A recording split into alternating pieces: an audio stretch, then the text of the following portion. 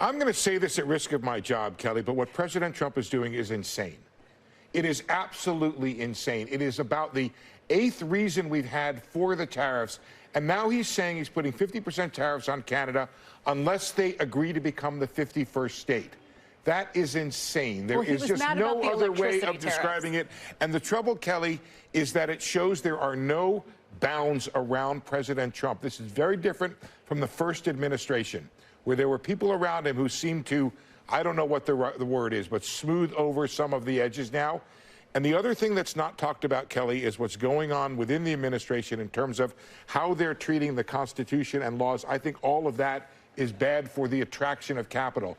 And the gentleman from Bridgewater is 100% right. We need massive amounts of capital if we want to fund our deficits, pay for the things we want to pay for, sell our bonds, and have high stock prices.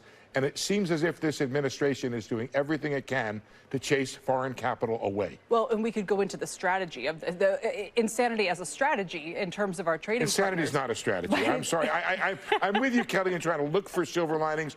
I'm a sunny person. Not silver linings, tactics, right? Some explanation for this other than insanity.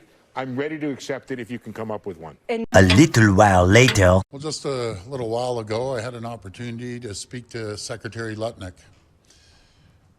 And Secretary Lutnick has sent out an olive branch to us to come down and immediately meet with him, meet with the whole trade administration, and discuss the future.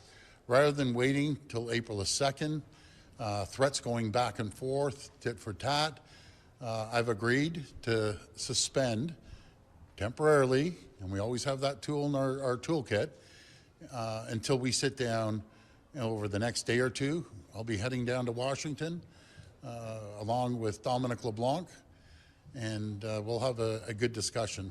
You know, with any negotiation that we have, there's a point that both parties are heated and the temperature needs to come down. And I thought this was the right decision. They understand how serious we are about the electricity and the tariffs.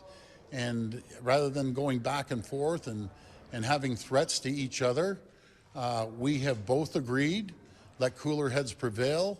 We need to sit down and move this forward. This is a massive, massive deal, the USMCA, which the federal government will be leading the charge. I'll be sitting down with all our premiers tomorrow as well and discussing this and their issues as well. So we're going to go down there, and we're going to go down there with confidence. We're going to go down there with strength.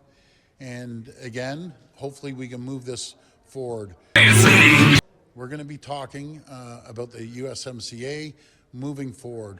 The worst thing that could happen is wait and let this drag out until April the 2nd.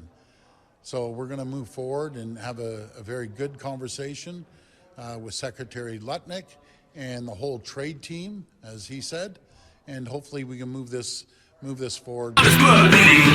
So I want to thank Secretary Lutnick for reaching out, putting that olive branch, and I've been in business a number of years, a lot of negotiations, and part of the last negotiation, when someone does that, you have to respect that person for putting out that olive branch, and I'm going to make sure we go down there and have a very good but strong and confident conversation. Pretending to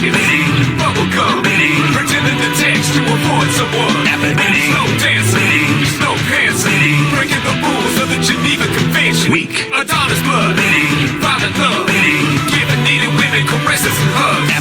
Childbirth, calling birth, think you weak as first. Duh. Winning. I was banging 7-gram rocks. That's how I roll. Winning.